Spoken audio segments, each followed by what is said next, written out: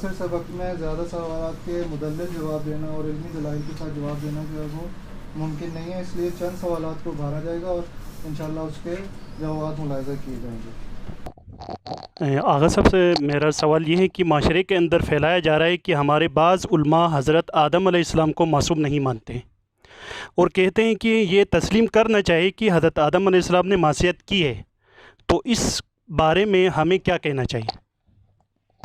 فضا موجود ہے اور یہ الجھاؤ بھی موجود ہے، اور اس کے لیے بڑے پیمانے پہ میڈیا ہی کو استعمال کیا جاتا ہے، اور نہ جاننے کی وجہ سے یا علمی ادلہ کا معلوم نہ ہونے کی وجہ سے یا بالفاظ دیگر کتابوں کی طرف رجوع نہ کرنے کی وجہ سے آج بعض اوقات ایسا دیکھنے کو ملتا ہے کہ طلاب بھی ایک الجھاؤ کا شکار ہیں، ذہنی الجھاؤ کا شکار ہیں۔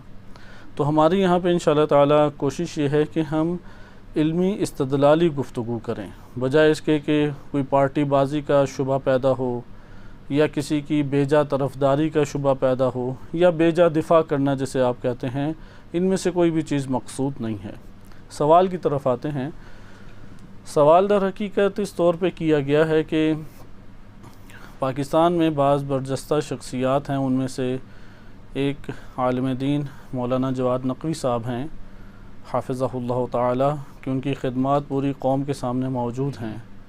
انہوں نے اپنے کلام میں، اپنی گفتگو میں، کہ اگرچہ موضوع گفتگو یہ والی بحث نہیں تھی، اس میں ایک رائے اور نظریے کا اظہار کیا جو بزرگان کا نظریہ ہے، اور حوزہ علمیہ میں معاصر جو بزرگان ہیں ان کی رائے کو ذکر کیا، اور بہت سارے افراد کے جو اس بحث کو نہیں جانتے آدم علیہ السلام کی، اس میں غلط فہمی کا شکار ہوئے۔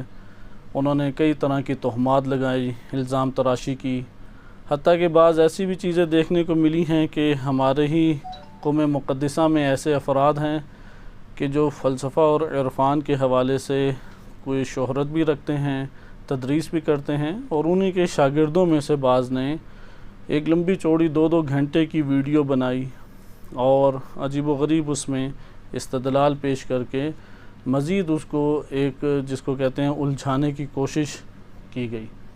آپ کے سامنے میں ایک علمی انداز میں اسی مسئلے کو پیش کرتا ہوں، اور بلا شک و شبہ اختلاف کا حق ایک آزادانہ رائے کی حد تک موجود ہے، لیکن وہی عزت، احترام اور بیجا بحث مباحثے سے عزت احترام کا خیال رکھا جائے، اور بیجا بحث مباحثہ جنم نہ لے، استدلالی گفتگو کریں۔ مثلا آیت یہ کہتی ہے، روایت یہ کہتی ہے، عقلی دلیل یہ ہے۔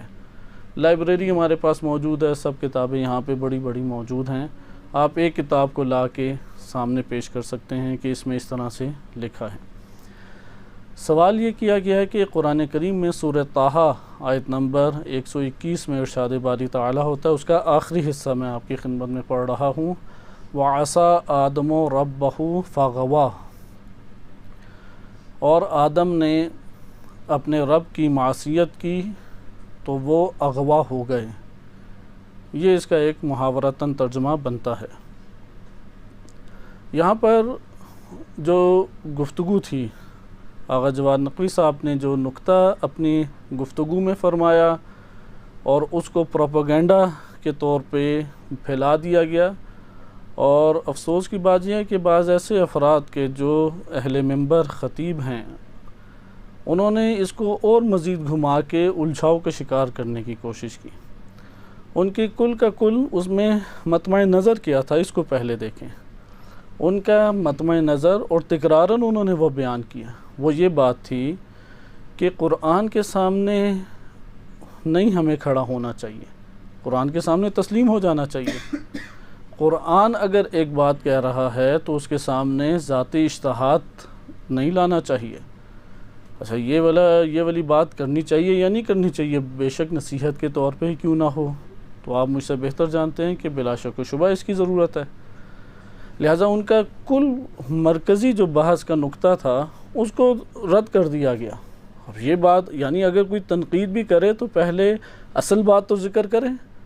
اصل بات تو یہ ہے کہ بھائی قرآن کے مقابلے میں نہیں کھڑا ہونا چاہیے، قرآن کے مقابلے میں ذاتی اجتہاد نہیں کرنا چاہیے۔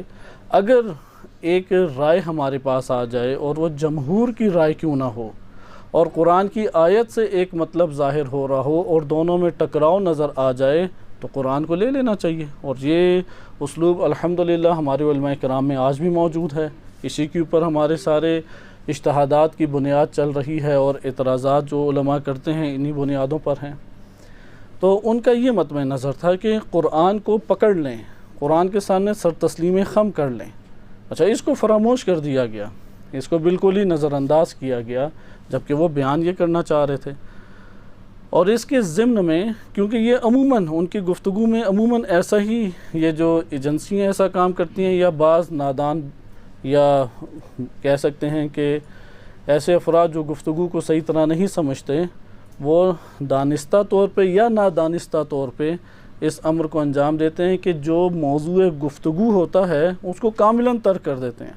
اصلاً اس کی طرف کوئی توجہ نہیں، اس کا کوئی بیان نہیں، اس کا کوئی تذکرہ نہیں، اور خود سے الجھاؤ پیدا کر کے ایک چھوٹے سے ٹکڑے کو لے کے ادھر ادھر کے پھر الزام تراشی شروع کر دیتے ہیں. اب انہوں نے ایک مثال اس میں پیش کی. اس مثال میں انہوں نے ایک ایسی آیت کریمہ کو ذکر کیا جو شیعہ سنی دونوں مکاتب فکر میں طویل عرصے سے بحث مباحثے کا شکار ہے، اور وہ آیت یہی سورۃ آیت نمبر 121 وَعَصَىٰ آدَمُ رَبَّهُ فَغَوَىٰ. اور ذکر کیا انہوں نے یہ بات کہ اگر ہم ظاہر آیت کا معنی لیں تو معصیت ثابت ہوتی ہے، اور اگر قرآن کریم کی مجموعی آیات اور روایات اہل بیت علیہم السلام عقلی ادلہ کو مانیں تو عصمت کا نظریہ ثابت ہوتا ہے.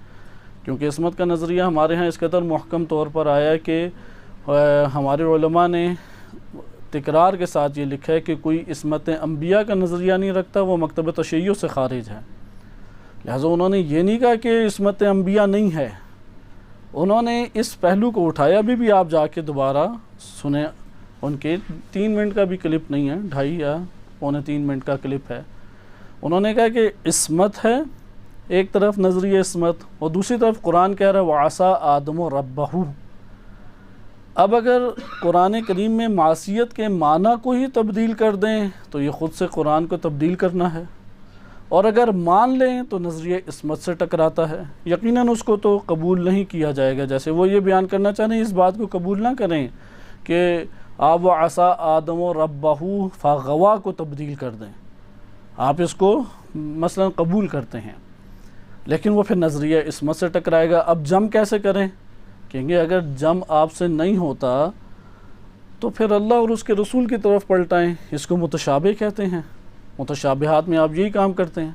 متشابہات میں ٹیڑھے دل لیتے ہیں اپنے طرف سے باتیں، اور سیدھے دل والے اس کو اللہ اور اس کے رسول اور راسخون فی العلم کی طرف پلٹاتے ہیں. تو آپ یہ بات جانتے ہیں کہ اگر ایسی صورت ہو تو وہ آیت کیا کہلائے گی؟ متشابہ. اب مجھے آپ خود ادھر تھوڑا سا تفکر کر کے بتائیں، کیا اس سے عصمت آدم علیہ السلام کا انکار لازم آیا ہے؟ آئیں، یہ تو ان کے حوالے سے ایک بات تھی، ہم اسے علمی انداز میں دیکھتے ہیں. یعنی پہلا ہمارا مرحلہ گفتگو کا یہاں پہ جواب کی صورت میں حل ہوا کہ انہوں نے کسی بھی جگہ، کیونکہ ایک برجستہ عالم دین ہیں اس لیے ان کے کلام کی پاکستان میں یا اردو دان طبقے میں ایک اہمیت ہے، اس سے افراد متاثر ہوتے ہیں، اس لیے ان کا نام لے کے یہ بات ذکر کی گئی کہ انہوں نے اولاً قرآنی ایک روش کو بیان کیا کہ سر تسلیم خم کر لیا جائے. اور اس کی بنیادی وجہ بھی یہی ہے کہ مکتب تشیع میں اخباری فکر ایک حاکم رہی ہے، اور وہ حاکم بہت قدیم زمانے میں نہیں رہی بلکہ آج سے 300-400 سال پہلے حاکم رہی ہے، اور اس کے قوی اثرات ابھی بھی ہم سامنے دیکھ رہے ہیں اپنی آنکھوں کے سامنے. آج بھی معاشرے میں وہ قوی اثرات اخباریت کے موجود ہیں، اور اخباریت نے واضح طور پہ قرآن کریم کی حجیت کا انکار کیا اور کہا کہ یہ فقط ائمہ اہل بیت علیہم السلام کے لیے ہیں، کیونکہ وہ مخاطب ہیں قرآن کریم کے مخاطب ائمہ اہل بیت علیہم السلام ہیں. یقیناً بعد کی علماء نے ادلہ پیش کی، زحمات کی، اور اس بات کو رد کیا کہ ایسی بات نہیں ہے. قرآن اور ائمہ اہل بیت علیہم السلام ہر دو ہمارے اوپر حجیت رکھتے ہیں. اس لیے اس بات کی شدت سے آج بھی ضرورت پیش آتی ہے کہ یہ بات کی جائے کہ قرآن کریم حجت ہے اور اس کے سامنے سر تسلیم خم ہوا جائے. اور ایک اور مسئلہ، آپ چونکہ طلاب ہیں اس کو مجھ سے بہتر جانتے ہیں کہ حوزہ علمیہ کا جو نصاب ہے وہ قرآن کریم کی آیات کے ساتھ کاملاً اس طرح سے مربوط نہیں ہے کہ ہم اگر ایک شخص حوزہ علمیہ کے نصاب کو پڑھے تو اسے قرآن کریم کی آیات کا فہم اور معرفت بھی حاصل ہوتی چلی جائے۔ مثلا فقہ ہے، اصول ہے، فلسفہ ہے، منطق ہے، یا اسی طریقے سے عربی ادبیات ہے، آپ کو آیات کا اس میں تذکرہ شاذ و نادر ہی نظر آئے گا۔ اس لیے اس امر کی ضرورت ہے کہ قرآن کریم کو حوزہ علمیہ کے نصاب کے ساتھ انتہائی شدت کے ساتھ متصل کیا جائے۔ تو یہ بزرگان بھی آج کے دور میں بھی بزرگان تکراراً یہ نصیحت کرتے رہتے ہیں کہ قرآن کریم کا خصوصی اہتمام کریں، لہٰذا اس باب سے تو نصیحت تکراراً ہونی چاہیے۔ آج دوسری طرف کہ عصمت آدم علیہ السلام کا انکار، تو ایسی بات نہیں۔ انہوں نے کہا کہ قرآن کریم جو کہہ رہا ہے اس کے سامنے ہم اپنا موقف پیش نہ کریں۔ آخر اللہ تعالیٰ نے کلمہ عصا آدم و ربہ وہ کوئی نعوذ باللہ انجانے میں لکھ دیا ہے، یا اللہ تعالیٰ کے علم، قدرت، ارادہ، مشیت سب شامل حال ہے، اس کے انتخاب ہے کلمات کی دنیا میں۔ اللہ تعالیٰ نے آدم علیہ السلام کے اس مطلب کو بیان کرنے کے لیے عصا لفظ کا انتخاب کیا، اس کے پیچھے کوئی حکمت موجود ہے، اس سے مراد کوئی معنی امت تک یا عوام الناس تک، لوگوں تک پہنچانا مطلوب ہے، لوگوں کی ہدایت کرنا مطلوب ہے۔ اس لیے اللہ سبحانہ و تعالیٰ نے اس کلمے کا انتخاب کیا ہے، اور انتخاب کرتے ہوئے اس سے کیا معنی مراد لیا جائے۔ اب جیسا کہ یہاں سے ہمارے پاس قوم کے بعض طلاب ہیں، انہوں نے ایک دو گھنٹے کی ویڈیو بنائی، اپنے اساتذہ کا نام بھی لیا کہ ہم نے ان کے دروس سے استفادہ کیا ہے، اور گفتگو کیسے وہ عصا کے معنی پہ کر رہے ہیں کہ عصا کا ایک گلی محلے والا معنی ہے، اور ایک عصا کا گلی محلے کے علاوہ دوسرا معنی ہے۔ وہ عرف عام کو گلی محلے والا معنی کہہ رہے تھے، حالانکہ اگر یہی دروس میں، جیسے ادھر بڑے بڑے بزرگ علماء آج بھی درس دے رہے ہیں تفسیر قرآن میں، وہ شدت کے ساتھ یہ بیان کرتے ہیں کہ قرآن کریم کے کلمات کے اولین معنی وہی ہیں جو اس دور میں عرف عام میں سمجھے جاتے تھے۔ اگر اللہ تعالیٰ عرف عام کے علاوہ کسی خاص گروہ کی نظر میں جو معنی ہے وہ لے کے آ جاتا، تو مجھے بتائیں کہ قرآن اب ھدی للناس و بینات رہتا؟ لوگوں کے لیے تو وہ معنی آشکار ہی نہیں ہے، اس کا معنی ہی کچھ ہو رہا ہے۔ حتیٰ کہ اگر قرآن کریم کے عرف میں بھی کوئی خاص معنی جیسے وہی ہے، جیسے کلمہ رسول کوئی خاص معنی اختیار کرتا ہے، اس کے اوپر علماء نے تفصیلی گفتگو کی ہے کہ ایک عرف عام کا معنی کیسے ترقی کرتا ہے، کیسے ارتقاء کی منازل طے کرتا ہے اور ایک خاص معنی اختیار کر لیتا ہے۔ اس نظام لغوی کو سمجھے بغیر تو ہم قرآن سے معنی نہیں لے سکتے۔ ہم چلیں بات اس کی بھی مان لیتے ہیں کہ یار چلو گلی محلے والا معنی چھوڑ دو، حالانکہ یہ اصطلاح اور یہ لفظ ایک قرآن کریم کی بارگاہ میں مناسب الفاظ نہیں ہیں، کیونکہ قرآن کریم کے بیشتر معنی وہ عرف عام ہی کے معنی ہیں۔ احل اللہ البیع وحرم الربا، ادھر بیع کا کوئی تشریعی معنی نہیں ہے، وہی معنی جو عرف عام میں معنی تھا۔ اسی طرح دیگر قرآن کریم کے معانی ہیں کہ کلمہ رسول، قرآن کریم نے کلمہ رسول ایک خاص معنی میں استعمال نہیں کیا، ایک عمومی معنی میں استعمال کیا ہے۔ خلاصہ کلام کہ گلی محلے والا معنی بھی اگر آپ نہ لیں، ہم کہہ دیتے ہیں کہ عرف خاص، آپ عرف خاص لے لیں۔ دیکھیں کہ التبیان میں شیخ طوسی نے کیا معنی کیا ہے، ابھی آپ کے سامنے اسے تیزی سے میں پڑھ کے انشاءاللہ گفتگو تمام کروں گا۔ مجموع البیان میں مرحوم طبرسی نے کیا معنی کیا، کیونکہ یہ طبقہ مفسرین ہے، اسے عرف خاص آپ کہتے ہیں۔ آپ عرف خاص متکلمین میں سے لے لیں، تنزیہ الانبیاء والائمہ معروف کتاب ہے سید مرتضی علم الہدا رحمۃ اللہ علیہ کی۔ اس آپ کتاب میں صفحہ نمبر 9 یا ابتدائی صفحہ جو ہے، پہلا صفحہ، اس میں بھی انہوں نے عصا کا وہی معنی کیا جو لغت نے معنی کیا۔ بالفاظ دیگر عصا کا علماء متکلمین، علماء کلام، علماء عقائد، علماء مفسرین، علماء حدیث و رجال، کسی کی نظر میں بھی عصا کا اس کے علاوہ کوئی معنی ہی نہیں ہے۔ خروج عن الطاعہ، اطاعت سے خارج ہو جانا یا اتباع سے جدا ہو جانا، اتباع نہ کرنا، کوئی اور معنی نہیں ہے۔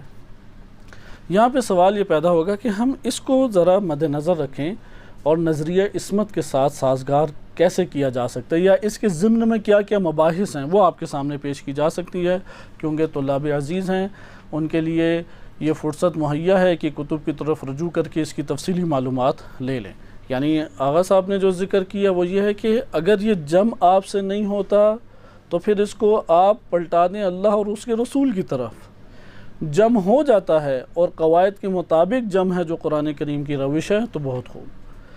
اس کو آئیں ہم دیکھتے ہیں اب ایک علمی انداز میں. سب سے پہلے دیکھیں نظریہ عصمت کیا ہے. ہمارے ہاں جو روایات وارد ہوئی ہیں نظریہ عصمت کے اوپر کہ آپ کورس میں بھی یہ کتابیں پڑھتے ہیں عقائد کی، انبیاء علیہ السلام کا معصوم ہونا ثابت ہے. مکتب تشیع کا یہ خاصہ اور امتیاز ہے کہ وہ قبل از نبوت و بعد از نبوت انبیاء علیہ السلام کی عصمت کے قائل ہیں. اس کے اوپر طویل کلام ہے. شیخ صدوق کا نظریہ ہے. میں تیزی سے آپ کے سامنے شیخ صدوق کا الاعتقادات سے یہ نظریہ پڑھ دیتا ہوں تاکہ آپ کے لیے یہ بات واضح ہو جائے.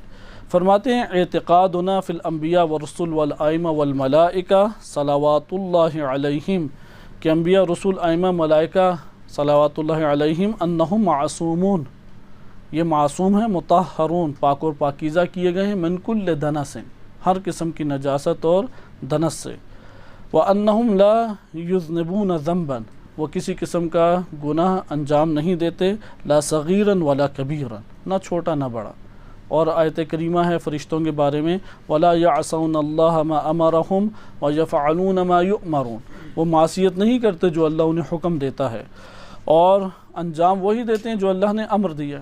شیخ مفید شیخ صدوق انہوں نے بھی صراحتاً عصمت کے بارے میں لکھا کہ انبیاء علیہ السلام کی عصمت ثابت ہے. صرف آپ کی خدمت میں تیزی سے 2 لائنیں شیخ مفید کے پڑھ دیتے ہیں کہ النقط الاعتقادیہ ان کی کتاب ہے. یہ ساری کتابیں ادھر موجود بھی ہیں، آپ اس میں مراجعہ کر سکتے ہیں. صفحہ 37 فصل نمبر 3 میں ایک سوال کے جواب میں بیان فرماتے ہیں فالجواب معصوم عن اول عمرہ الی آخرہ، کہ اول ابتدائی عمر سے لے کے انبیاء و ائمہ ابتدائی عمر سے لے کے آخر عمر تک معصوم ہیں. کس سے معصوم ہیں؟ بچے ہوئے ہیں سہو و نسیان سے، والذنوب الکبائر و صغائر، گناہ کبیرہ و صغیرہ سے، عمدن و سہون، نہ جان کے ان سے کوئی گناہ ہوتا ہے نہ بھولے سے گناہ ہوتا ہے. یہ شیخ مفید جو کہ 4ویں-5ویں صدی ہجری کے درمیان کے ہیں، شیخ صدوق 4 صدی ہجری کے ہیں، غیبت کبریٰ کے آغاز کے یہ علماء ہیں، تب سے یہ نظریہ مکتب تشیع کا مضبوط اور محکم ہو رہا ہے. اسی طرح ایک اور جگہ پہ انہوں نے بیان فرمایا، شیخ طوسی کی عبارت دیکھیں، الاقتصاد فیما یتعلق بالاعتقاد، معروف ان کی کتاب ہے شیخ طوسی کی. اس میں صفحہ 260 فصل نمبر 3 میں کہتے ہیں وَيَجِبْ أَن يَكُونَ النَّبِيُّ مَعْصُومًا، ضروری ہے کہ نبی کیا ہو؟ معصوم ہو. من القبائح، تمام قباحتوں سے، صغیرہا او کبیرہا، صغیرہ ہو یا کبیرہ ہو، قبل النبوہ و بعدہا، کہ قبل نبوت بھی اور بعد نبوت بھی، عمدن ہو یا سہون ہو، ہر حال میں ہونا چاہیے. آیت اللہ طباطبائی رحمۃ اللہ علیہ نے المیزان فی تفسیر القرآن میں بھی اس کو واضح طور پہ بیان کیا، اور اپنی کتاب الشیعہ فی الاسلام میں عقائد کے اوپر علامہ طباطبائی کی کتاب الشیعہ فی الاسلام صفحہ 133 میں وہ کہتے ہیں وَمِنْهُ هُنَا يَتَّضِحُ وُجُوبُ عِصْمَةِ الْأَنْبِيَاء، کہ انبیاء علیہ السلام کی عصمت کیا ہے؟ واجب، ضروری ہے. وجوب ادھر وہ فقہ والا وجوب نہیں ہے. عقائد میں جب کلمہ واجب آئے تو اس کو اسی کے مطابق لیا جائے گا، یعنی ضروری ہے کہ انبیاء علیہ السلام معصوم ہوں، پھر ان کا اپنا ایک کلام ہے. سوال عصمت کا معنی کیا ہے؟ یہاں تک تو ہمارے لیے ثابت ہوا کہ انبیاء معصوم ہیں. حضرت آدم علیہ السلام واضح طور پہ نبی ہیں، آشکار ہے، تمام عالم اسلام کا اس کے اوپر اتفاق ہے کہ آدم علیہ السلام کیا ہیں؟ نبی خدا ہیں، بزرگ انبیاء میں سے ہیں. آدم علیہ السلام معصوم بھی ہیں، جیسے کہ آپ نے اس تصریح کو پڑھ لیا. ادلہ جان کے ترک کی ہیں کیونکہ آپ خود مراجعہ کر سکتے ہیں، صرف اشارہ کرنا مطلوب تھا. آیات سے بھی ادلہ موجود ہیں، روایات سے بھی ادلہ موجود ہیں، اور عقلی دلائل زیادہ پیش کیے گئے ہیں، کیونکہ ہمارا کلامی منہج کی اس کے اوپر ایک بحث کی طویل گنجائش ہے کہ ہمارے ہاں علم کلام عقل سے شروع ہوتا ہے اور نقل کو اس کے تابع کرتا ہے. اگرچہ مولا صدرہ رحمۃ اللہ علیہ کے بعد اس منہج کو کے مقابلے میں ایک اور منہج دیا گیا، یعنی اس وقت حوزہ علمیہ میں 2 قسم کی روشیں چل رہی ہیں عقائد لینے کی، نظریات اور موقف کو اختیار کرنے کی 2 اہم روشیں ہیں.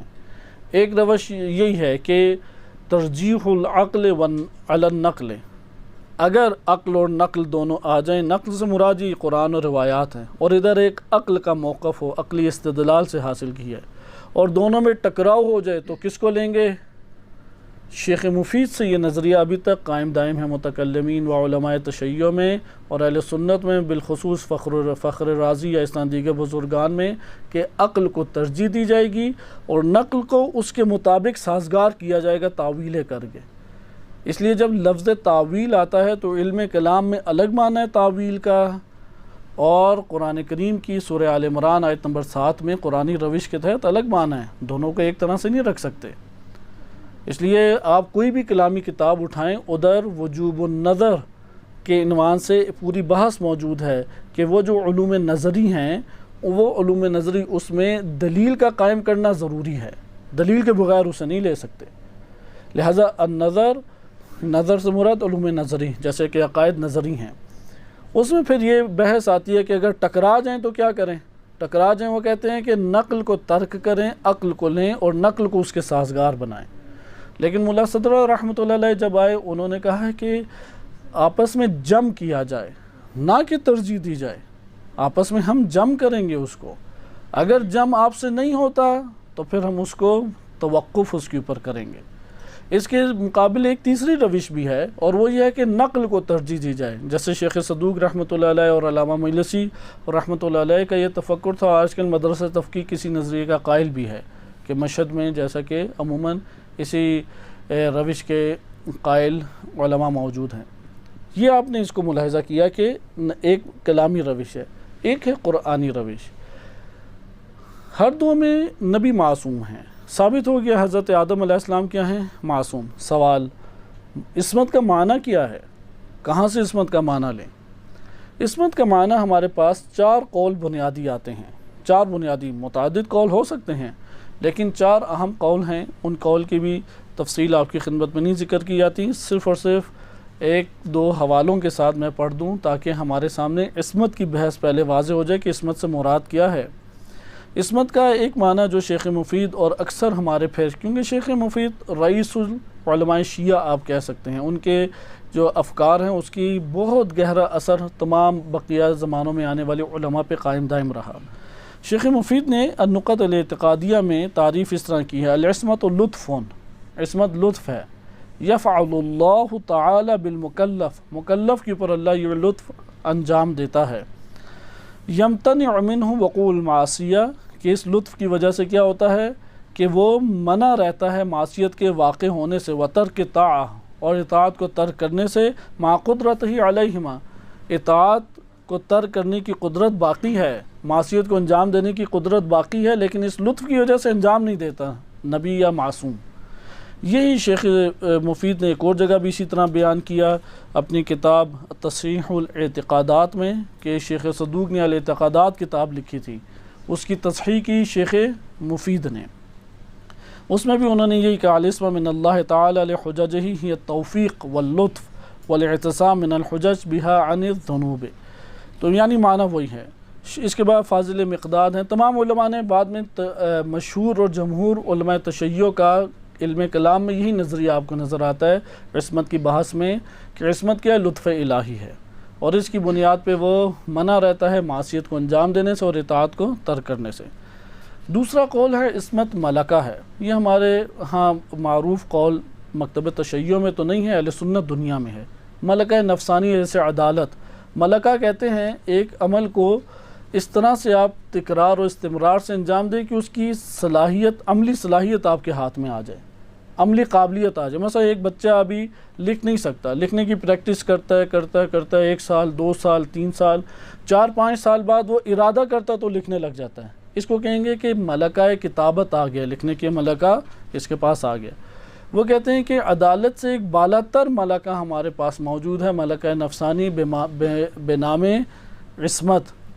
بعض آپ کو ممکن ہے کہ یہ قول شیعہ کتب میں بھی مل جائے، لیکن ایک قول ہمارے پاس بہرحال موجود ہے۔ عصمت یعنی ملکہ، اس ملکے کی وجہ سے وہ گناہوں سے اجتناب کرتا ہے، قباحتوں سے اجتناب کرتا ہے۔ آپ تمام میں ایک نقطہ مشترک دیکھ رہے ہیں، وہ ہے گناہوں سے اجتناب، قباحتوں سے اجتناب اور ترک اطاعت سے اجتناب۔ تیسرا قول یہ علامہ طباطبائی رحمۃ اللہ علیہ کا اور ان کی اتباع میں اکثر بیشتر ان کے شاگردان نے یہ اٹھایا. انہوں نے کہا علامہ طباطبائی نے عصمت کا یہ معنی المیزان فی تفسیر القرآن جلد نمبر 5 صفحہ 78 نمبر صفحہ میں پوری بحث کی ہے. کلام فی معنی العصمہ پورا موضوع انہوں نے قائم کیا اور قرآنی ادلہ لے کے آئے ہیں عصمت کے معنوں کو بیان کرنے کے لیے. علامہ طباطبائی کی نظر میں عصمت ایک قسم کا نوع علم ہے. وجود پیغمبر میں یا وجود معصوم میں ایک نوع علم ہے. اس علم کی وجہ سے وہ معصیت سے دور رہتا ہے، وہ ترک اطاعت سے دور رہتا ہے. اس لیے وہ لکھتے ہیں کہ الامر الذی تتحقق بہ عصمت، وہ امر جس کی وجہ سے عصمت متحقق ہوتی ہے، نوع من العلم، وہ علم کی ایک نوع ہے. یمنع صاحبہ عن التلبس بالمعاصی والخطا، کہ اس کی وجہ سے کیا ہوتا ہے، منع ہو جاتا ہے کہ وہ معصیت کو انجام دے یا خطا کو انجام دے. پھر اس کے ضمن میں وہ ذکر کرتے ہیں، آپ نے اخلاقی اوصاف دیکھے ہوں گے، مثلا شجاعت ہے تو شجاعت کا ہونا بزدلی کے آثار کے ظاہر ہونے سے معنی بن جائے گا. سخاوت آپ کے وجود میں ہے تو کنجوسی کا اثر آپ کے وجود سے صادر نہیں ہوگا. یہ مرتبہ علم وہ کہتے ہیں کہ ان علوم سے جدا ہے جو آپ کو معلومات کی صورت میں حاصل ہوتی ہیں. حواس کی مثلا ہم ابھی پڑھتے ہیں حوزہ علمیہ میں تو معلومات ہمارے پاس آتی ہیں. یہ علم کی انواع جدا ہیں اور عصمت کا جو سبب بنتا ہے علم وہ جدا ہے. پھر علامہ رحمۃ اللہ علیہ فرماتے ہیں کہ عصمت کا سبب وہ علم بنتا ہے جو یا وحی سے حاصل ہوا ہے، یعنی وحی کی وجہ سے جو معلومات حاصل ہوتی ہیں وہ نبی کو معصوم بنا دیتی ہیں، اور اتنا محکم طور پہ وہ علم نفس میں صلاحیت کرتا ہے کہ کسی قسم کی گنجائش نہیں ہوتی کہ وہ معصیت کی طرف میلان بھی پیدا کرے، وہ ترک اطاعت کی طرف میلان بھی پیدا کرے. اسی طرح الہام ایک سبب بنتا ہے. الہام کی وجہ سے ایسا علم جنم لیتا ہے انسان میں کہ وہ معصیت کو انجام نہیں دیتا، وہ ترک اطاعت کو انجام نہیں دیتا. یہ ہمارے پاس تیسرا قول. اور چوتھا قول امام خمینی رحمۃ اللہ علیہ کے شرح چہل حدیث، اردو میں بھی یہ کتاب موجود ہے، حدیث نمبر 41 میں انہوں نے اس کو ذکر کیا ہے. وہ امام خمینی کے قول کا بھی خلاصہ بیان کر دیا جائے. امام خمینی رحمۃ اللہ علیہ فرماتے ہیں کہ جب ایک نفس پاکیزہ وہ مشاہدہ حضوری کرتا ہے، حضوری طور پہ مشاہدہ حقائق کا کرتا ہے، تو اس حضوری مشاہدے سے ایک یقین کامل و اطمینان تام حاصل ہوتا ہے. جب یہ یقین کامل و اطمینان تام حاصل ہو جائے تو اس کے نتیجے میں اضطراری طور پہ، نہ کہ اختیاری طور پہ، اضطراری طور پہ عصمت کا آپ کو ایک عصمت حاصل ہو جاتی ہے. لہٰذا وہ یہ کہتے ہیں کہ امام خمینی رحمۃ اللہ علیہ فرماتے ہیں عصمت کوئی اختیاری عمل نہیں ہے، جبلی عمل نہیں ہے، فطری ہمارا عمل نہیں ہے، بلکہ مشاہدہ حضوری کیا جائے تو یقین تام حاصل ہوتا ہے، اور جب یقین تام حاصل ہوتا ہے تو عصمت حاصل ہو جاتی ہے. اسی لیے جو گناہ صادر ہوتے ہیں وہ قلب میں شک کی وجہ سے پیدا ہوتے ہیں. اگر شک نہیں ہے تو پھر عصمت ہے. اس لیے انبیاء اور اولیاء علیہم السلام کو، انبیاء و ائمہ علیہم السلام کو اصلاً ان کے قلب میں شک صلاحیت نہیں کر سکتا. کہتے ہیں جب شک صلاحیت نہیں کر سکتا تو پھر اس کا نتیجہ یہ نکلتا ہے کہ وہ معصوم ہیں. یہ 4 قول ہو گئے، لیکن آپ نے ان سب اقوال میں مسلسل یہ دیکھا کہ مشترک معنی کیا نظر آ رہا ہے، معصیت سے اجتناب و ترک طاعہ. صحیح، اطاعت کو ترک کرنے سے اجتناب، اطاعت کو ترک کرنے سے اجتناب، یہ عصمت کا معنی ہمیں سمجھ آ رہا ہے. یہاں پہ سوال یہ پیدا ہوتا ہے حضرت آدم علیہ السلام کی اس آیت کے بارے میں. آدم علیہ السلام کے بارے میں ایک تو ہمارے پاس مختلف آیات میں وارد ہوا ہے، شیطان اور ابلیس کی جو گفتگو ہے اس کے پر اگر آپ دقت کریں تو سورہ حجر آیت نمبر 42 سے میں آپ کے سامنے صرف پڑھ دیتا ہوں. 2 جگہ قرآن کریم نے 2-3 جگہ پہ اس کا تذکرہ کیا ہے کہ جب ابلیس کو راندہ درگاہ اللہ تعالیٰ نے کر دیا، رجیم قرار دیا اور کہا کہ لعنت ہے تیرے اوپر الی یوم الدین، تو اس نے کہا مجھے مہلت چاہیے. تو اللہ نے ابلیس کو کیا دے دی؟ مہلت دے دی. جب ابلیس کو اللہ نے مہلت دی تو کہا کہ میں تیرے تمام بندوں کو اغوا کروں گا، بالکل اسی طرح کما اغویتنی، جیسے تو نے مجھے اغوا کیا ہے میں تیرے بندوں کو نہیں چھوڑوں گا.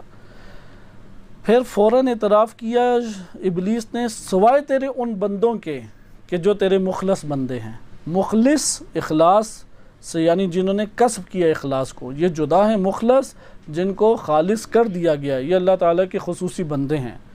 یہ جو آیت کے تناظر میں بات چل رہی ہے تو مخلص کا سب سے پہلا مصداق کون ہوگا؟ آدم علیہ السلام ہوں گے۔ کیسے ہو سکتا ہے کہ آدم علیہ السلام یہاں پر کوئی گناہ کر لیں؟ کیسے ہو سکتا ہے آدم علیہ السلام غیر معصوم قرار پا جائیں؟ ایسا نہیں ہے۔ لہٰذا یہ بات واضح ہے کہ شیطان نے بھی اعتراف کیا، اور پھر قرآن میں اللہ تعالیٰ نے فرمایا ان عبادی لیس لک علیہم سلطان، بے شک میرے جو بندے ہیں تیری سلطنت ان کے اوپر نہیں چلے گی، وہ تیری مملکت کے دائرے میں نہیں آئیں گے، تیری ولایت ان پر نہیں چلے گی۔ الا من اتبعک من الغاوین، یہ جو اغوا ہونے والوں میں سے تیری پیروی کرتے ہیں وہ تیری ولایت میں آ جائیں گے، بقیہ نہیں آئیں گے۔ یہ قرآن کریم نے بات سورہ اسراء میں آیت نمبر 65 میں بھی کی، اور سورہ صاد آیت نمبر 83 میں بھی ابلیس کا یہ بیان آیا اور مخلصین کو خارج کیا گیا، اور آدم علیہ السلام کی عصمت پہ قرآن کریم کی یہ پہلی دلیل ہے۔ دوسری دلیل بھی ہے اشتباہ ربہ، کہ ان کے آدم کے رب نے آدم کو چن لیا۔ بہرحال قرآن کی متعدد آیات ہم لا سکتے ہیں کہ جس سے انبیاء علیہ السلام بالخصوص آدم علیہ السلام کی عصمت ثابت ہوتی ہے۔ اب سوال یہ پیدا ہوتا ہے اس آیت پہ آ جائے، مقدمہ ہمارے لیے تیار ہو گیا، عصمت ضروری ہے۔ نمبر 2، عصمت کا معنی ٹھیک ہے اختلاف پیدا ہوا ہے، لیکن نقطہ مشترک سب ان اقوال میں کیا ہے کہ معصیت اور گناہ سے اجتناب کرتے ہیں اور اطاعت کو ترک نہیں کرتے۔ نمبر 3، قرآن کریم کی آیات میں سیاق کے اعتبار سے پتہ لگتا ہے کہ آدم علیہ السلام معصوم ہیں۔ سوال یہ جو آیت ہے وَعَصَىٰ آدَمُ رَبَّهُ فَغَوَىٰ، ادھر دو کلمات ایسے ہیں کہ جو عصمت کے نظریے سے ٹکراتے ہیں۔ پہلا کلمہ ہے معصیت عصا، اور دوسرا کلمہ ہے غوا۔ اس کے پہلے لغوی معنی میں آپ کی خدمت میں ذکر کر دوں۔ عصا عصیان والمعصیہ، ابن فارس نے المعجم المقاییس اللغہ میں لکھا ہے کہ جب دودھ بچہ چھوڑ دیتا ہے جانور کا، اپنی ماں کا دودھ چھوڑتا ہے تو وہ اپنی ماں کے پیچھے چلنے سے وہ ترک کر دیتا ہے، جب وہ اپنی ماں کی اتباع ترک کرتا ہے اسے کہتے ہیں عاصی۔ اسی لیے مفردات راغب نے لکھا کہ عصیان کا مطلب ہے اذا خرج عن الطاعہ، اطاعت سے خارج ہو جائے تو یہ کیا ہے؟ معصیت۔ لغت میں سب نے یہی لکھا ہے، یہ دو لغت کے حوالے کافی ہیں۔ عرف خاص میں آپ آ جائیں، عرف خاص میں تفسیر التبیان فی تفسیر القرآن میں شیخ طوسی رحمۃ اللہ علیہ، شیخ الطائفہ، لکھتے ہیں کہ اسی آیت کے ذیل میں معناہ خالف ما امرہ اللہ بہ، اللہ نے جس چیز کا حکم دیا کہ اس کی مخالفت کی آدم نے، فخاب ثوابہ، اور ان کا ثواب جو ہے وہ چلا گیا، برباد ہو گیا۔ والمعصیت مخالفت الامر، یہ امر کی مخالفت کرنا ہے، سواء کان واجبا او ندبا، چاہے وہ امر واجب ہو یا مستحبی امر ہو۔ یا طبیان میں جلد نمبر 7 صفحہ 217 سورہ طہ آیت نمبر 121 کے ضمن میں یہی کلام مرحوم طبرسی رحمۃ اللہ علیہ نے مجموع البیان میں نقل کیا ہے، کوئی لفظ بھی نہیں تبدیل کیا، اور یہی والی بات تفسیر میزان سے بھی پتہ لگتی ہے۔ اور اسی کا تذکرہ تنزیہ الانبیاء میں سید مرتضی علم الہدیٰ رحمۃ اللہ علیہ نے کیا کہ وہ آغاز میں لکھتے ہیں اپنی کتاب کے الجواب یقال لہم اما المعصیہ، جہاں تک معصیت کا تعلق ہے فہیہ مخالفت الامر، وہ جو اللہ نے حکم دیا اس کی مخالفت کیا کہلائے گی؟ معصیت۔ والامر من الحکیم تعالی قد یکون بالواجب وبالندب معا، اور حکیم تعالی کی جو مخالفت ہے وہ مستحب اور واجب ہر دو میں ہو سکتی ہے۔ پھر آگے انہوں نے ایک جواب تذکرہ کیا، غوا کا معنی یہ ہے کہ رشد اور ہدایت کے خلاف ہونا، اکثر بیشتر نے یہی معنی ذکر کیا ہے، کیونکہ غوا یعنی ہدایت سے یعنی رشد سے، رشد کہتے ہیں حقیقت کے مطابق ہونا، اس کے برخلاف چلنے کو کہتے ہیں غوا۔ اب ہدایت حقیقت کے عین مطابق ہے، اگر آدم علیہ السلام حقیقت کے مطابق نہ چلیں تو یہ معصیت اور غوا دونوں ہی جنم لے گا۔ لہٰذا اس آیت میں دو ایسے الفاظ ہیں۔ یہ بات ہماری یہاں پہ تمام ہوئی کہ یہ آیت نظریہ عصمت سے ٹکرا رہی ہے۔ اب ہم آ جائیں آگے کہ اس کا حل کیا ہے، اس کو جم کیسے کیا جائے۔ اس جم کی کوششیں علماء نے مختلف کی ہیں۔ بعض تو اہل سنت علماء انہوں نے واضح آدم علیہ السلام کے گناہ کا نظریہ اختیار کر لیا۔ ہمارے پاس یہاں پہ علوم مختلف ہیں، جم کی اگر ہم کوشش کریں، ایک ہے علماء کلام نے اپنے روش کے مطابق چلے اور انہوں نے قرار دیا کہ جب عقل اور نقل ٹکرائیں تو تعویل کہاں پہ توجیہ کس کی جائے گی، عقل کی یا نقل کی؟ یہ متفقہ مکتب تشیع میں علماء کلام کا نظریہ رہا ہے کہ نقل کو توڑ موڑ کے کس کے نیچے لے آئیں گے؟ عقل کے. لفظ توڑ موڑ کے اس لیے بیان کیا کہ بعض تعویلات اصلاً قابل قبول نہیں ہوتی لیکن وہ اس کے ماتحت لانے کی کوشش کرتے ہیں. لہٰذا کلامی تعویل کسے کہتے ہیں کہ عقل کے مطابق آپ اسے کر دیں. اچھا، ہم آ جاتے ہیں علم کلام کے بعد علم حدیث کی طرف. علم حدیث سے استفادہ کیا گیا روایات اہل بیت علیہ السلام ہیں، لیکن اکثر بیشتر اس کے ضمن میں جو روایات وارد ہوئی ہیں وہ ضعیف السند ہیں. اور علم کلام میں اور علم حدیث میں اور اسی طرح اصول فقہ خصوصاً رسائل فرائض الاصول جو ہم پڑھتے ہیں اس میں پوری بحث ہے کہ اصول دین میں کون سی چیز دلیل بن سکتی ہے.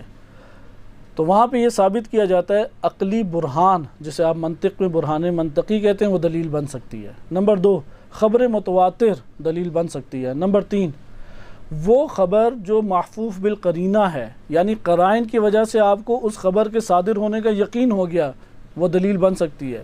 لیکن ایک صحیح سند روایت ہے، آپ نے الکافی کھولی، روایت ہے صحیح سند، سارے رجال اس کے موجود ہیں، ثقہ ہیں. آیا یہ روایت ہمارے لیے دلیل بن سکتی ہے؟ علماء کلام کہتے ہیں کہ نہیں، خبر واحد ظنی ہے. وہ جو یقین مفید للیقین ہو وہ فقط دلیل بن سکتی ہے. اور اگر روایت ضعیف ہو اس سے عقیدہ بنا سکتے ہیں، اس سے تو اصلاً عقیدہ نہیں بنا سکتے. پھر یہ تفصیلی بحث کی گئی کہ آیا عقائد کے اندر ہم یہ بحث کر سکتے، عقائد میں ہم خبر واحد صحیح سند ہو تو روایت لے سکتے ہیں یا نہیں؟ یہ فرائض الاصول میں ایک تفصیلی بحث ہے. خلاصہ کلام یہ ہے کہ خبر واحد اگر صحیح سند بھی ہو تو وہ ظنی ہے، اور ظنی چیز عقائد میں حجیت نہیں رکھتی. نمبر 2، اگر ضعیف ہو وہ تو بالکل ہی حجیت نہیں رکھتی.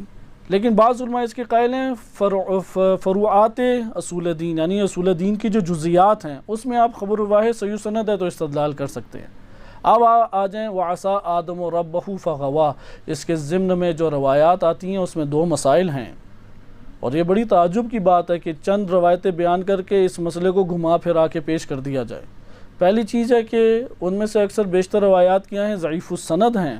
آپ کیسے عقائد میں اس کی حجیت ثابت کر سکتے ہیں؟ نمبر 2، وہ جو روایت ہیں، آپ جو بھی روایت لائیں گے اس سے ایک حصہ اگر آپ کے موقف کو ثابت کر رہا ہے، اس کا دوسرا حصہ اہل سنت کے موقف کو ثابت کر دیتا ہے. وعلیکم السلام. جیسے امام رضا علیہ السلام سے منقول روایت ہے، امام سے پوچھا گیا تو امام نے فرمایا، عیون اخبار رضا میں روایت ہے، امام نے اس میں فرمایا کہ وہ زمین کے اوپر تھوڑی معصیت تھی، وہ تو اس دوسرے جہان میں معصیت تھی، یعنی زمین پر معصیت نہیں تھی. وہ آدم علیہ السلام نے زمین پر معصیت نہیں کی، کسی اور مقام پر معصیت کی. سوال یہ جو کسی اور جگہ پہ معصیت کی، وہاں معصیت سرزد ہوئی یا نہیں؟ یہ تو اہل سنت کا نظریہ ثابت ہو جاتا ہے. اس سے تو معصیت ثابت ہو گئی. پھر غور کریں آپ کہ اگر آدم علیہ السلام نے زمین پر معصیت نہیں کہیں اور معصیت کی تو معصیت تو ثابت کر دی نا آپ نے. اور اہل سنت بھی یہی کہتے ہیں زمین پہ نہیں انہوں نے معصیت کی. اس لیے آپ جو روایات لائیں گے وہ آپس میں اس طور پہ ٹکراتی ہیں، وہ آپ کے لیے مسئلہ حل نہیں کرتی کہ آپ روایات کے ساری روایات کا اوپر نیچے سیاق سبات چھوڑ کے ایک چھوٹا سا پہلو لے لیں کہ ابھی ہمارے پاس وقت قلیل ہے. وَإِلَّا اس ضمن میں 2 سے 3 یا 4 روایتیں ہیں وہ آپ کی خدمت میں پیش کی جاتی. وَعَصَىٰ آدَمُ رَبَّهُ فَغَوَىٰ ولی، اس سے آپ کو معلوم ہوتا کہ اس روایت سے آیا وہ نظریہ جو علماء کلام بیان کرتے ہیں وہ سارا کا سارا ثابت ہو جاتا ہے یا نہیں. تو آپ دیکھیں گے وہاں پہ روایات اہل بیت علیہ السلام سے اس طریقے سے ثابت نہیں ہوتا. ہم آ جاتے ہیں قرآنی روش کے تحت. قرآنی روش میں سورہ آل عمران میں اللہ سبحانہ وتعالیٰ نے واضح طور پہ فرمایا، اور یہی آج کے ہمارے علماء معاصر نظریہ بھی موجود ہے. اس کو تھوڑی تفصیل چاہیے، ویسے تو یہ بہت طویل ایک کلام ہے، میں صرف اشارہ آپ کی خدمت میں کر کے بات ختم کرتا ہوں، جس سے آپ کو یہ پتہ لگے گا کہ جو آغا جوان نقوی صاحب نے بات کی تھی وہ سب سے دقیق ہے، وہ سب سے بہترین بات انہوں نے کی. اور وہ یہی ہے کہ اگر تم سے بھائی جم نہیں ہوتا تو توقف کرو، تم اس میں اپنی آراء نہ بیجا پیش کرو، اور متشابہ قرار دے کہ اللہ اور راسخون فی العلم کی طرف اسے پلٹا دو. آئیں اس میں ہم دیکھیں کہ یہ کیسے معاملہ ہے. قرآن کریم میں واضح قرآن نے کہا کہ سورہ آل عمران آیت نمبر 7 میں قرآن کریم کی آیات 2 حصوں میں تقسیم ہوتی ہیں، محکمات ہیں اور متشابہات ہیں. اور جو ٹیڑھے دل والے فتنہ چاہتے ہیں اور وہ تعویل کا پیچھا کرتے ہیں، خود ساختہ تعویل کا، اور یہ تعویل کو ہی نہیں جانتا سوائے اللہ اور راسخون فی العلم، وما یعلم تأویلہ الا اللہ والراسخون فی العلم۔ اہل سنت اللہ کے بعد وہ توئیں ڈال دیتے ہیں وقف، اور والراسخون فی العلم کو مبتدا قرار دے کے الگ سے جملہ اسمیہ بیان کرتے ہیں۔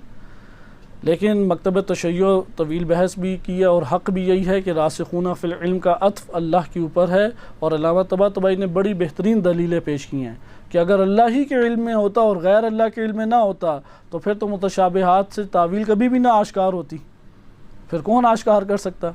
اور راسخون فی العلم کا مطلب کیا ہے؟ جن کے وجود میں علم راسخ ہو، اور وہ اللہ کی عنایت والا ہی علم ہو سکتا ہے، دوسرا علم تو راسخ اس طرح نہیں بنتا۔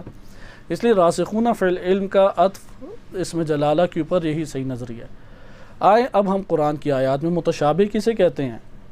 متشابہ خود لفظ متشابہ آج کر دیا گیا ہے، اس کے معنی ہی صحیح طرح سے نہیں پتہ کہ متشابہ کسے کہتے ہیں، محکم کسے کہتے ہیں۔ مثلا ممکن ہے کہ ایک جگہ پہ تشبیہ کا اسلوب ہو، وہ محکم ہے آیت، مجاز ہو، وہ محکم ہے آیت، تمثیل بیان کی گئی ہو، محکم ہے آیت۔ متشابہ کا جو معنی ہے اس کا یہ مطلب نہیں ہے کہ لفظ مبہم ہے، یہ علماء نے تکراراً شیعہ سنی دونوں علماء نے لکھا، متشابہ اور مبہم میں فرق ہے۔ مبہم وہ ہوتا ہے کہ جس لفظ کا معنی ہی نہیں معلوم ہو رہا کہ ہے کیا، مجمل ہے، لفظ کا معنی ہی نہیں پتہ لگتا۔ متشابہ اسے نہیں کہتے کہ مبہم کو، متشابہ کہتے ہیں لفظ کا معنی آشکار ہے، وہ آپ کے سامنے ظاہر ہے اس کا معنی، لیکن جو ظاہر معنی ہو رہا ہے وہ آپ کو ایک شبہ میں ڈال رہا ہے، وہ آپ کو اشتباہات کا شکار کر رہا ہے، جس کی وجہ سے آپ کو نہیں پتہ لگ رہا کہ اللہ سبحانہ وتعالیٰ نے یہ لفظ بول کے یہ والا معنی ظاہر کیا ہے، لیا ہے، یا دوسرا معنی مراد لیا ہے، اور آپ شبہ میں پڑ جاتے ہیں۔ اور جب آپ شبہ میں، جس آیت میں بھی آپ شبہ میں پڑ جائیں، وہ متشابہ کہلائے گی۔ آیا متشابہ کے آیات کا کوئی عدد علماء نے بیان کیا یا معیار بیان کیا ہے؟ معیار علماء نے بیان کی ہے، اس لیے کوئی شیعہ سنی کتب میں تعداد ناسخ منسوخ کی طرح بحث نہیں ہے کہ یہ سب آیات متشابہ ہیں، کیونکہ ممکن ہے کہ ایک فرد کے لیے متشابہ ایک آیت ہو، دوسرے کے لیے نہ ہو، کیونکہ وہ بندہ متشابہ اپنے کم علمی کی وجہ سے پڑھ رہا ہے۔ مثلا کیا اللہ کے لیے کوئی آیت متشابہ ہے؟ نہیں۔ کیا نبی صلی اللہ علیہ وسلم کے لیے متشابہ ہے؟ نہیں۔ ائمہ اہل بیت علیہ السلام کے لیے متشابہ ہے؟ نہیں۔ اسی طرح انہوں نے جن کو تعلیم دے دی تعویل کی، ان کے لیے متشابہ رہے گی؟ جب تعویل کا علم آگے پھر تو متشابہ نہیں ہے۔ لہذا متشابہ اس وقت تک رہتی ہے کہ جب تک اس میں معنی مراد الہی نہ پتہ لگ رہا، اللہ سبحانہ وتعالیٰ نے کیا مراد لیا ہے، آپ شبہ میں گرفتار اس کے اندر ہو جائیں۔ اس لیے مثلا میں ایک مثال دے کے اس آیت کی طرف آتا ہوں، اور پھر آخری نقطہ بیان کر کے گفتگو انشاءاللہ تعالی ختم کرتے ہیں۔ ید اللہ فوق ایدیہم، علامہ طباطبائی رحمۃ اللہ علیہ نے بہت تفصیلی بحث کی ہے سورہ آل عمران آیت نمبر 7 کے۔ اس کے ضمن میں دو تفاسیر کی طرف ضرور مراجعہ کریں۔ ایک ہے مواہب الرحمن فی تفسیر القرآن سید عبدالعلی سبزواری، کہ انہوں نے بڑے خوبصورت طریقے سے محکم اور متشابہ کے معنی ذکر کیے ہیں، اتنا خوبصورت مجھے کسی اور جگہ نظر نہیں آیا۔ اور دوسرا علامہ طباطبائی رحمۃ اللہ علیہ نے اس آیت سورہ آل عمران آیت نمبر 7 کے ضمن میں ذکر کیا، اور مثالیں دی علامہ طباطبائی نے۔ مثالوں میں علامہ رحمۃ اللہ علیہ نے بہت خوبصورت مثالیں دی ہیں۔ مثلا میں اسی کی مثال آپ کو دیتا ہوں، ید اللہ فوق ایدیہم۔ جب آپ ید سنتے ہیں تو ذہن میں فوراً کیا آتا ہے؟ کیا آتا ہے ہمارے ذہن میں؟ ہاتھ، ید۔ اب اس جگہ پہ آیت میں ید کا معنی ظاہر نہیں ہو رہا، یا معنی ظاہر ہے آپ کے لیے؟ اگر ظاہر نہیں ہو رہا مبہم ہو جائے گی، مجمل ہے یہ آیت۔ لیکن اگر، کیونکہ مجمل کے مقابلے میں مبین آتے ہیں، اصول فقہ میں آپ پڑھتے ہیں، یہ علم تفسیر میں بھی یہ اصطلاحات آتی ہیں، لیکن ادھر معنی ید کا معنی روشن ہے یا نہیں؟ لیکن جو معنی روشن ہے وہ تجسیم کا نظریہ ذکر کر رہا ہے، یعنی ٹکرا رہا ہے اس سے یا نہیں؟ مجسمہ کے طور پہ سامنے آ رہا ہے نا، اللہ تعالیٰ کا جسمانیت کو ثابت کر رہا ہے۔ ید اللہ فوق ایدیہم، اللہ کا ہاتھ ان کے ہاتھوں کے اوپر تھا، تجسیم اس سے لازم آ رہی ہے۔ جاء ربک والملک صفا صفا، قرآن کریم کی آیت ہے کہ جاء ربک، آنا جانا وہ جسم کی ہے خصوصیت یا نہیں ہے؟ جسم کی خصوصیت ہے۔ اس سے کیا لازم آ رہا ہے؟ آیت کا ظاہر کا معنی تو ظاہر ہے، لیکن یہ جو ظاہری معنی کس سے ٹکرا رہا ہے؟ اللہ سبحانہ وتعالیٰ کے جسم نہ ہونے کے نظریے سے ٹکرا رہا ہے۔ اب جب یہ ٹکرا رہا ہے تو آیت کیا بن جائے گی؟ متشابہ، آپ کہیں گے میں کون سا معنی لوں؟ یہاں پہ آیت کہہ رہی ید اللہ، اللہ کا ہاتھ ہے، ادھر سے نظریہ ہے کہ اللہ کا ہاتھ نہیں ہو سکتا، وہ جسم نہیں رکھتا، محتاج جسم نہیں ہے، اجزاء کا محتاج اللہ تعالیٰ نہیں ہے۔ اچھا اس طرح شبہ پیدا ہو رہا ہے اس آیت سے۔ آیت قرآن کہتا ہے پھر رک جاؤ، توقف کرو، تمہارے لیے متشابہ تعویل لے کے آؤ۔ آپ قرآن کریم میں توحید کے باب میں، اسماء و صفات کے باب میں آپ کو کئی آیات مل جائیں گی۔ الی ربھا ناظرۃ وجوہ یومئذ ناظرۃ، خوش و خرم چہرے اس دن دیکھ رہے ہوں گے، کدھر؟ الی ربھا، اپنے رب کی طرف، صحیح ہے، نگاہیں اٹھائے ہوئے ہوں گے۔ اب یہاں پہ آپ کہیں گے کہ یار اللہ تعالیٰ کو دیکھا جا سکتا ہے اس طرح ظاہری آنکھوں سے؟ آپ کہیں گے یہ ظاہری معنی ٹکرا رہا ہے۔ یا تو آپ اب تشابہ کیسے دور کریں گے؟ یا تو اس کلام میں آپ نے مطلب نہیں صحیح لیا اس لیے تشابہ پیدا ہو رہا ہے، یا اس کا جو معنی ہے وہ دقیق تر ہے اور آپ کے لیے اس کا فہم مشکل ہے۔ بہرحال تشابہ پیدا کہاں پہ ہو جائے گا؟ جو آپ کو شبہ میں آیت ڈال دے۔ ہر وہ آیت، یہ معیار قرآن کریم میں موجود ہے اور علماء نے یہ ہر نسبی طور پہ قرار دیا ہے۔ متشابہ نسبی ہے، سب کے لیے برابر نہیں ہے۔ ممکن ہے ایک آیت کسی کے لیے متشابہ ہو، اگلے کے لیے محکم ہو۔ آج عصا وعصا آدم ربہ فغوا، یہاں پہ عصا کا کیا معنی ظاہر نہیں ہے ہمارے لیے؟ عرف عام ہو، عرف خاص، سب میں ایک ہی معنی کیا گیا، کوئی مشکل ہی نہیں ہے۔ غوا کا معنی کوئی اور کیا گیا، سب جگہ ایک ہی ہے۔ یہ جو اس طرح ہمارے بعض طلاب نے ذکر کیا ہے، وہ واقعاً انہوں نے شاید عجلت سے کام لیتے ہوئے کہ کتابوں کا مراجعہ نہیں کیا اور گلی محلے کا ایک معنی کہہ دیا اور ایک غیر گلی محلے کا معنی، کہ اصلاً کتابوں میں معصیت کا اس خلاف کوئی معنی موجود نہیں ہے، لیکن یہ معنی نظریہ عصمت سے ٹکراتا ہے یا نہیں؟ آپ جس طرح ید اللہ فوق ایدیہم میں توقف کرتے ہیں، ادھر کیوں نہیں کر رہے پھر؟ اور یہ آغا جوان نقوی صاحب نے کہا، انہوں نے کہا کہ ادھر اگر تمہیں وہ ٹکراتا ہوا نظر آتا ہے اور جم نہیں ہوتا تو پھر بھائی متشابہ آیت تم پلٹا دو۔ اللہ اور راسخون فی العلم کی طرف قرآن میں کئی آیات ایسی ہیں اور آیات متعدد ہیں، اور ایسا بھی ہوتا ہے بعض جوانب سے ایک آیت متشابہ ہو جائے، بعض جوانب سے محکم ہے۔ مثلا جناب خضر علیہ السلام اور موسیٰ علیہ السلام کا واقعہ، بچے کو قتل کیا یعنی جناب خضر نے، آپ جانتے ہوں گے واقعہ تفصیلی۔ اب موسیٰ علیہ السلام ان کے علم میں نہیں تھا کہ اس کی کیا وجہ، ان کے لیے وہاں پہ شبہ پیدا ہو گیا یا نہیں، اس شبہ کی وجہ سے وہ اعتراض کر بیٹھے، تو انہوں نے پھر کہا کہ تم نے پہلے کہا تھا کہ تم اعتراض نہیں کرو گے۔ اب واقعہ ہوا اور یہ تمام امور انجام پائے، اس اعتبار سے محکم ہے، لیکن اس اعتبار سے متشابہ ہے کہ آیا ہم بچے کو اس طرح قتل کر سکتے ہیں؟ مثلا ہمارے بچے معصوم ہیں یا غیر معصوم ہیں؟ آپ کا 4 سال کا بچہ، وہ 1-2 لگائیں اسے، پھر وہ حیران پریشان، پھر 2 اور لگائیں، وہ کہ یار کیوں مار رہے ہیں مجھے؟ کہیں گے تم 15 سال کے بعد کوئی نہ کوئی گناہ کرو گے، میں اس کی سزا میں تمہیں مار رہا ہوں، اس طرح مارنا ٹھیک ہے؟ لیکن ادھر تو خضر علیہ السلام نے قتل کر دیا کہ یہ آگے نافرمان بنے گا۔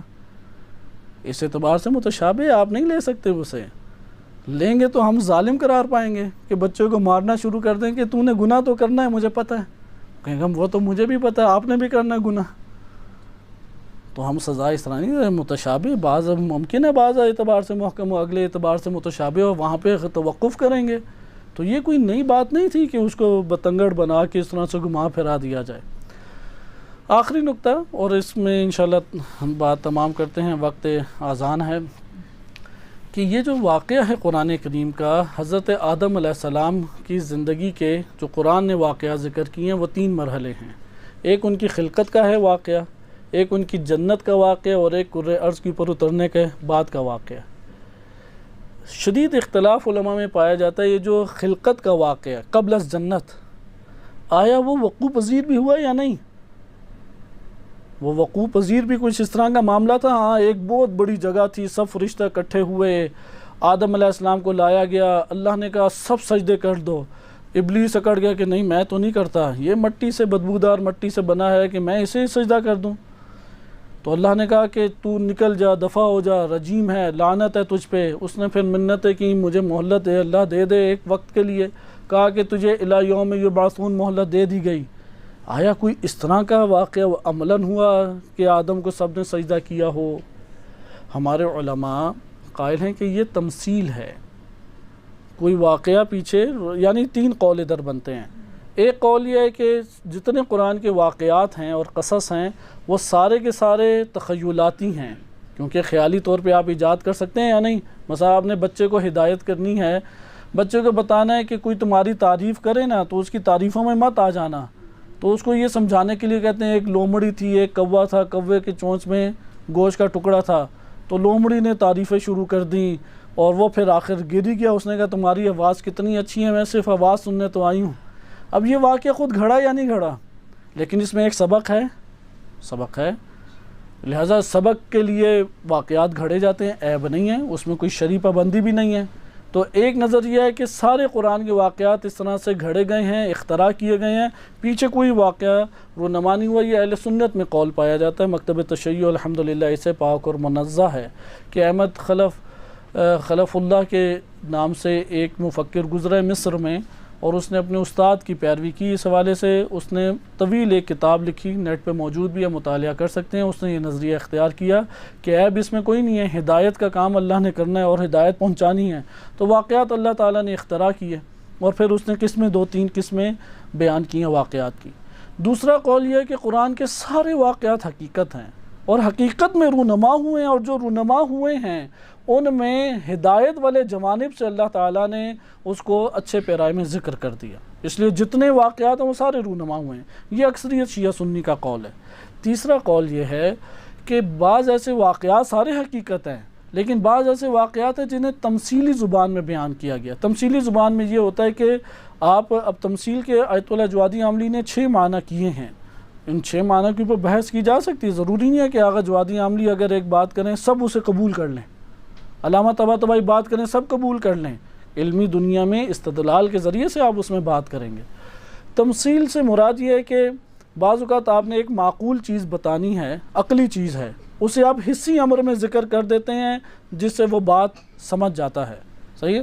مثلا آپ نے بیان کرنا ہے کہ انسانی روح ہوتی ہے اور روح کے اندر بڑی طاقت بھی ہے اور اسی کے اندر سب چیزیں بھی ہیں، آپ اس کو یہ نقطہ بیان کرنے کے لیے تشبیہاً مثلا ہوا سے تشبیہ دے دیتے ہیں کہ دیکھو ہوا ہر جگہ بھی ہے، اس کے اندر یہ طاقت بھی ہے، اس میں یہ چیزیں بھی ہیں، تو یہ تشبیہ کا اسلوب کہلائے گا۔ اسی طرح تمثیل ہے، تمثیل میں کئی چیزوں کو تشبیہ دی جاتی ہے ایک اور امر کے ساتھ، اگر تشبیہ کا یہ ایک معنی لیا جائے۔